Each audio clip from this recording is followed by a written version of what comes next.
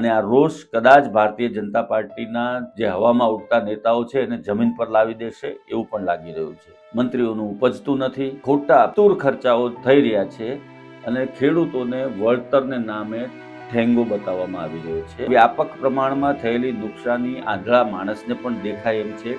રાજ્યની ભારતીય જનતા પાર્ટીની સરકાર હજુ પણ સર્વે રમી રહી છે, કમિટી રમી રહી છે. નમસ્કાર દર્શક મિત્રો, હોટલાઇન ન્યૂઝમાં આપનું સ્વાગત છે.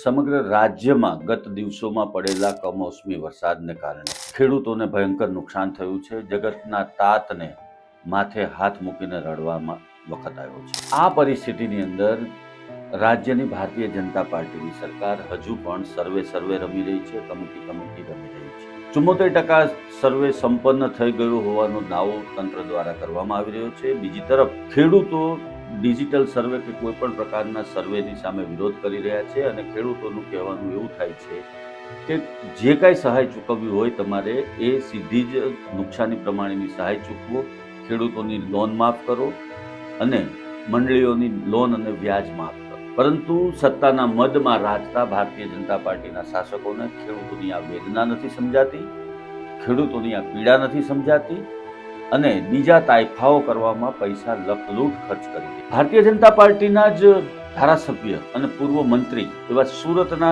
વરાછાના ધારાસભ્ય કુમાર કાનાણીએ પણ આ સૂર ઉઠાવ્યો છે અને એમણે કહ્યું છે કે ખેડૂતોને જેટલું બને એટલું ઝડપથી વળતર મળવું જોઈએ અને એમની નુકસાની ભરપાઈ થાય એને માટે પ્રયત્ન થવા જોઈએ અને સરકારી જે તાઇફાઓની પાછળ ખર્ચ થાય છે એને બંધ કરી અને ખેડૂતોને સહાય ચૂકવવી જોઈએ એવો એમનો દાવો છે અને એવા પ્રકારે એમણે પત્ર પણ લખ્યો. મિત્રો, વાત એ છે કે આટલા વ્યાપક પ્રમાણમાં થયેલી નુકસાની આંધળા માણસને પણ દેખાય એમ છે કે કેટલું નુકસાન ખેડૂતોને થયું છે, એમના ખેતરો ધોવાઈ ગયા છે અને વ્યાપક પ્રમાણમાં નુકસાની આ કમોસમી વરસાદને કારણે થઈ છે. આવી પરિસ્થિતિની અંદર ખેડૂતોને માત્ર ને માત્ર માથે હાથ દઈને રડવાનો વખત આવ્યો છે અને ખેડૂતો આજે લોહીના આંસુએ રડી રહ્યા છે ત્યારે એને સાંત્વના આપવી, એને પાછા પગભર કરવા એની જવાબદારી સરકાર માય બાપની છે.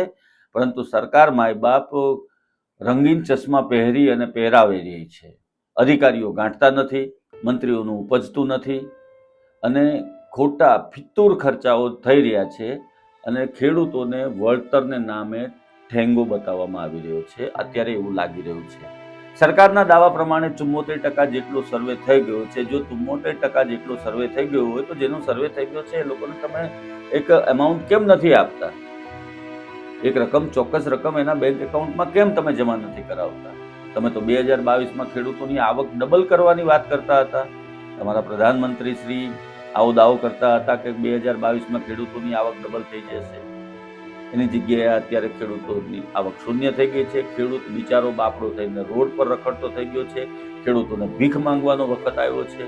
આવા સંજોગોની અંદર હજુ પણ સર્વેના નામે જો સમય પસાર કરવામાં આવે તો ખેડૂતો પણ કંઈક ઉગ્ર વિરોધ કરશે એવું લાગી રહ્યું છે અને સરકાર સામે ખેડૂતોમાં હાલ ભયંકર રોષ જોવા મળી રહ્યો છે અને આ રોષ કદાચ ભારતીય જનતા પાર્ટીના જે હવામાં ઉડતા નેતાઓ છે એને જમીન પર લાવી દેશે એવું પણ લાગી રહ્યું છે. ઘણી જગ્યાએ નેતાઓની સાથે આવા પ્રકારનું વર્તન પણ કરવામાં આવી રહ્યું છે. જાહેરમાં એ લોકોની સામે જીભાજોડી પણ કાર્યકરો અને ખેડૂતો કરી રહ્યા છે.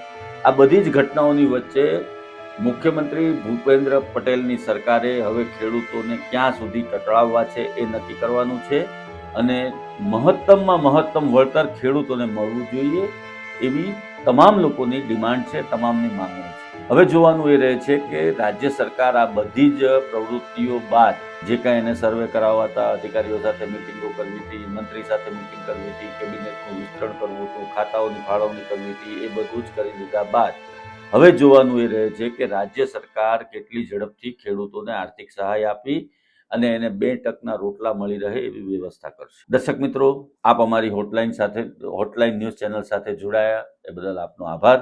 અમારી હોટલાઇન ન્યૂઝ ચેનલને આપ લાઇક કરો, શેર કરો અને સબસ્ક્રાઇબ કરો તેમજ આપની કોમેન્ટ પણ કરો.